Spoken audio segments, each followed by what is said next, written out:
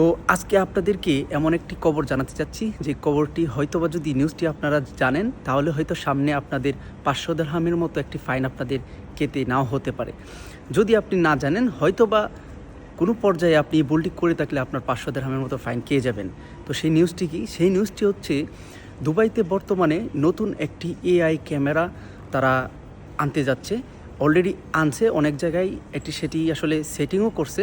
তো এখন এই ক্যামেরাটি কিসের জন্য তারা সেট করছে? সেই ক্যামেরাটি হচ্ছে অর্থাৎ আপনার রাস্তাঘাট আরও পরিষ্কার পরিচ্ছন্ন রাখার জন্য, এবং কি কিছু যেখানে অনেক মানুষের যেখানে সংযম সেখানে যেন পরিষ্কার পরিচ্ছন্ন থাকে, সেই জন্য সেই ক্যামেরাটি নিয়ে আসছে। আর সেই ক্যামেরাটি আপনারা যদি কাচরা এবং ময়লা আবর্জনা ফেলে থাকেন এবং কি ফেলেন, সেই ক্যামেরা এআইয়ের মাধ্যমে আমাদেরকে শনাক্ত করবে এবং শনাক্ত করে প্রায় 500 দিরহামের মতো একটি ফাইন কিন্তু আপনি খেতে পারেন।